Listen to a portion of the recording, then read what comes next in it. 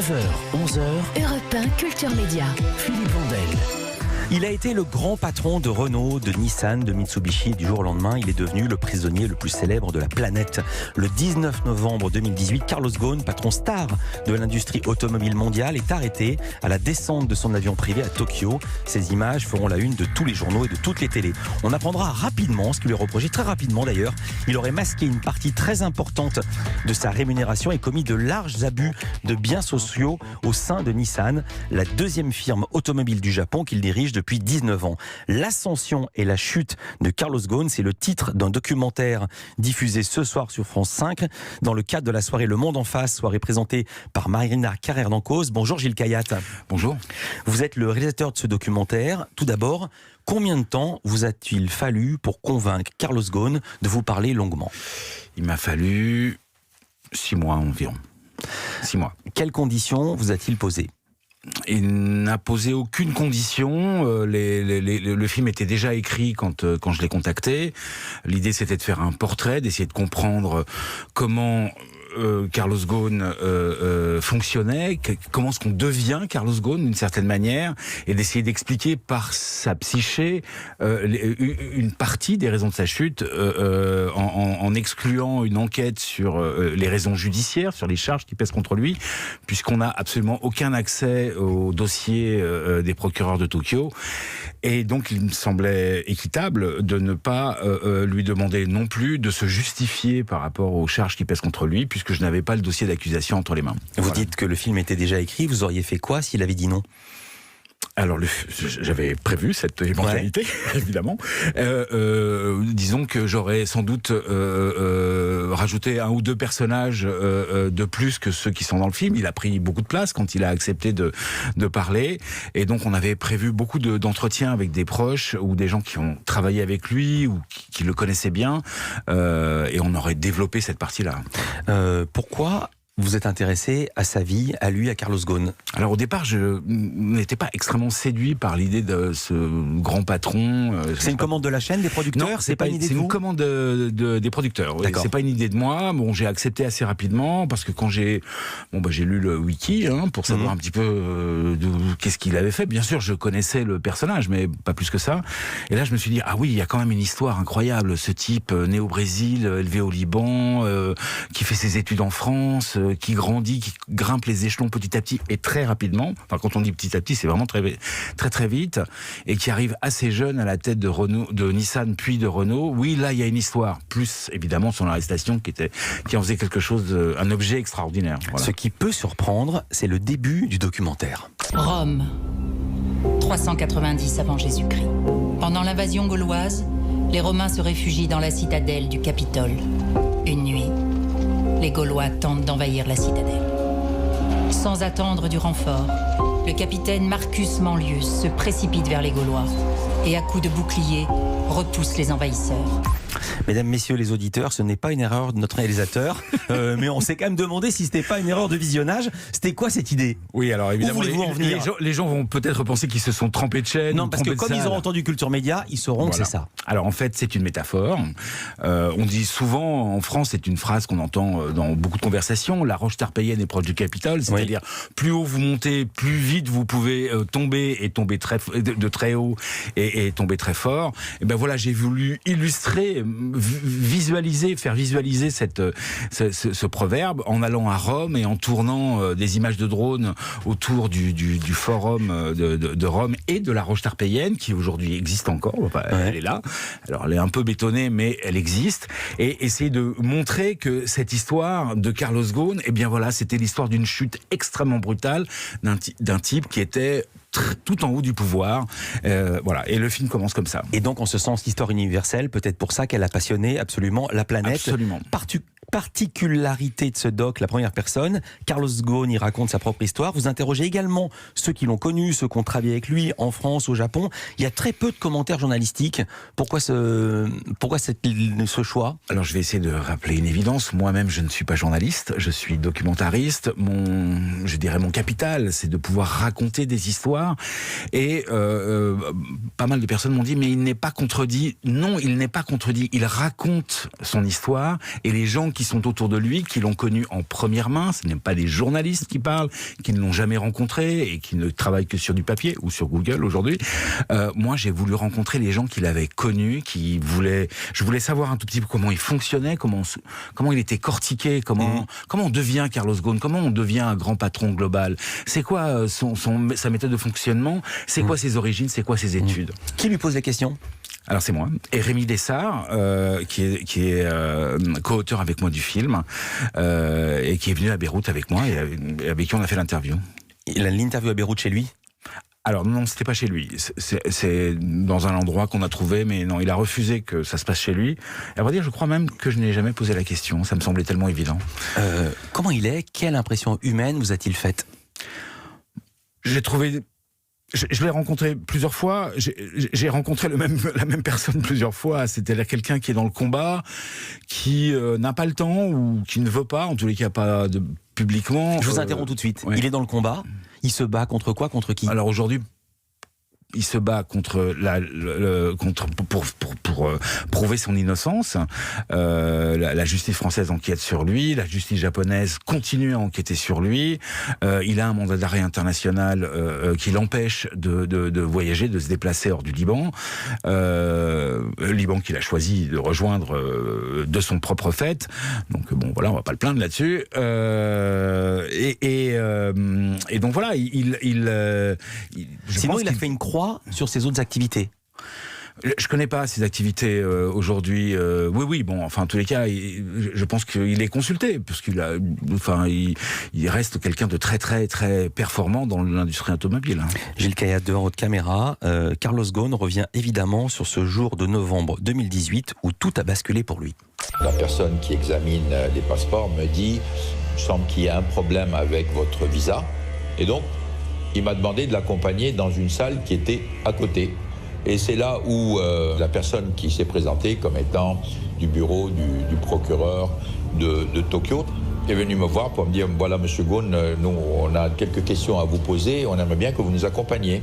Nous avons des informations comme quoi il y aurait des problèmes autour de vos déclarations salariales. » Moi, je tombe des nues.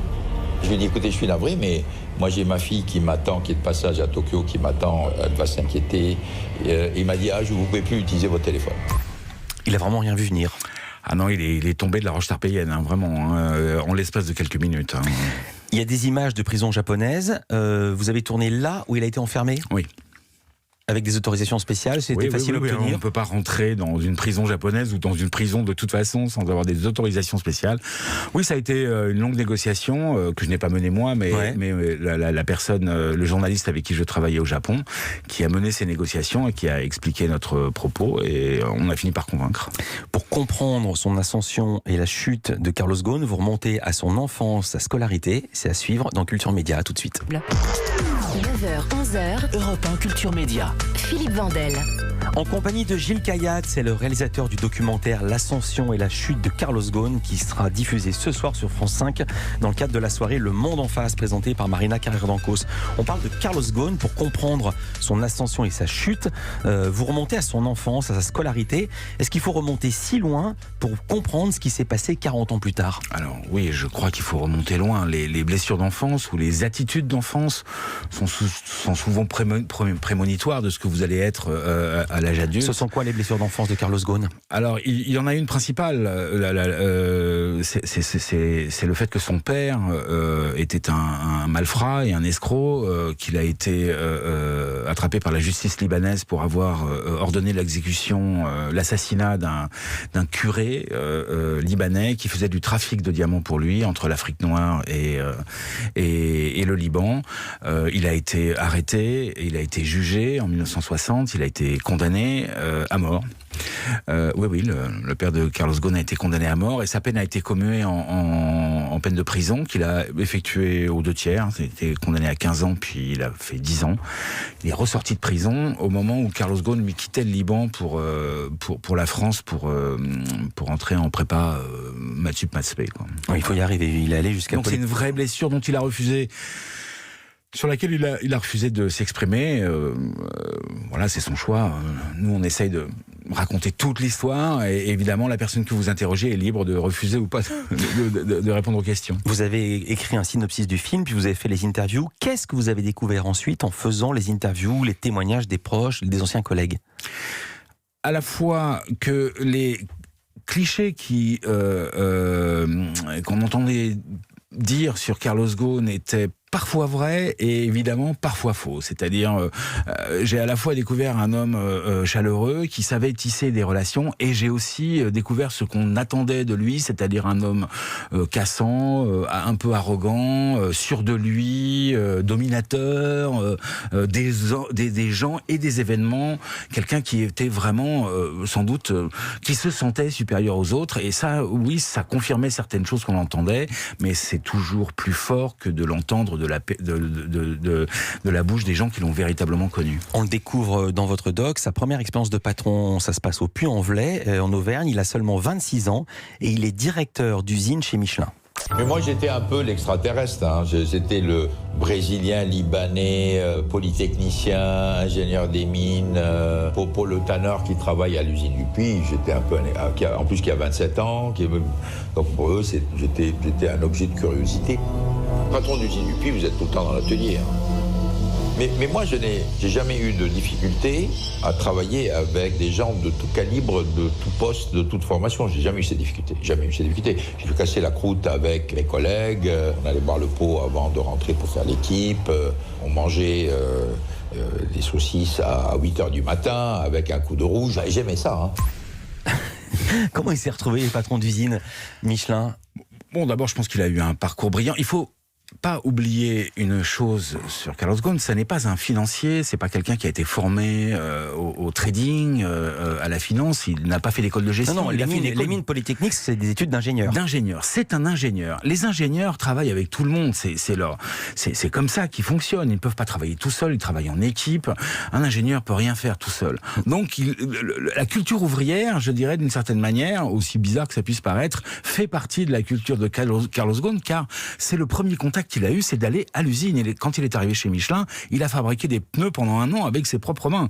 Donc c'était la culture Michelin. C'était la culture Michelin que de faire un long stage en usine et d'être, je dirais, au contact du produit, quoi. Il apparaît sympathique, il apparaît proche des salariés dans ces phases-là. Est-ce que vous n'avez pas peur, vous n'avez pas eu peur de tomber un peu dans la géographie? Oui et non, mais les faits sont têtus d'une certaine manière. Si vous ne racontez pas cette partie-là, vous tombez encore plus dans le cliché dont on entend parler sur Carlos Ghosn depuis plus de 15 ans. C'est un homme, c'est un salaud de patron, de droite, il licencie, etc. Il faut savoir que, comme tout homme et comme toute femme, il s'est construit au contact de son environnement, et que son environnement est important pour comprendre comment il fonctionne un peu plus tard. En voyant le documentaire, on a l'impression, et on voit même que tout lui réussit, rien ne lui résiste. Est-ce que vous pensez que c'est parce que tout lui réussit toujours qu'il a pu, d'une certaine manière, perdre le sens des réalités ? Le sens des réalités, je ne sais pas. Je pense qu'il a quand même les pieds sur terre, ou les 2 pieds dans le même sabot. Mais oui, je crois qu'il s'est détaché au fur et à mesure, je dirais, du quotidien, des problèmes du quotidien. Parce que d'abord, c'était plus son rôle que de s'occuper des problèmes du quotidien. Et quand on s'en occupe plus, eh bien, et c'est là où il était très très très bon. C'est-à-dire dans le quotidien, finalement, dans les décisions quotidiennes, dans la rapidité. Et quand il n'avait plus cette rapidité à sa disposition, il n'avait plus besoin de prendre ses décisions quotidiennes. Oui, je crois qu'il s'est perdu. C'était pas sans doute un immense stratège, et comme il le dit lui-même dans le film, je crois qu'il avait peu de flair politique. Vous vous intéressez pas du tout, très très peu à ce que lui reprochait. On rappelle qu'il aurait masqué une partie importante de sa rémunération. Il aurait commis de larges abus de biens sociaux au sein de Nissan. Vous n'évoquez l'affaire qu'à 8 minutes de la fin du doc. Pour quelle raison ? Alors, c'est ce que je vous ai dit au début de notre entretien, c'est-à-dire que moi je n'ai pas accès au dossier, on n'a pas pu avoir accès au dossier des procureurs, ni pu interroger des procureurs ou même des représentants de Nissan au Japon pour qu'ils nous disent ce qu'on peut reprocher à Carlos Ghosn. Et de la même manière, de manière équitable, je n'ai pas voulu demander à Carlos Ghosn de se défendre par rapport à un dossier que je n'avais pas entre les mains. Donc voilà, c'était aussi cette idée qu'il fallait que le film reste pérenne. La vérité judiciaire peut évoluer d'une minute à l'autre, d'une certaine manière. extraordinaire. Le film, lui, je voulais qu'il reste comme une étude de caractère. Et puis une affaire dans l'affaire, 4 mois de préventive au Japon, il est libéré sous caution, je rappelle les faits, il est placé en résidence surveillée et 10 mois plus tard, en pleine préparation de son procès, il organise sa fuite vers le Liban, il se serait caché dans une grosse malle d'instruments de musique, il atterrit à Beyrouth et là non plus, vous ne le faites pas parler de cet épisode, c'est un choix personnel ou ça faisait partie des conditions qu'il vous avait imposées pour accepter ce doc? Bon, les conditions, non, il n'a jamais répondu à aucune question concernant sa fuite du Japon. Il n'a jamais, mais c'est ça un documentaire, c'est d'arriver à faire dire quelque chose je lui ai que la posé personne la n'avait question, jamais... il a refusé d'en parler, et en me disant qu'il réservait ses confessions pour le bouquin qui va sortir au mois de novembre. Et donc voilà, il a joué sa partie à lui, j'ai joué la mienne du mieux que je pouvais. Novembre 2020 Son bouquin, oui. Novembre 2001. Donc on saura dans 2 mois s'il était ou non dans une malle. Je n'en sais rien parce que j'ai pas lu le bouquin. Ben moi non plus. Merci beaucoup Gilles Cayatte, réalisateur du doc L'Ascension et la chute de Carlos Ghosn. C'est ce soir sur France 5 dans le cadre de la soirée Le Monde en face, soirée présentée comme à l'accoutumée par Marina Carrère d'Ancos. Merci d'avoir été avec nous en direct. Merci, Philippe.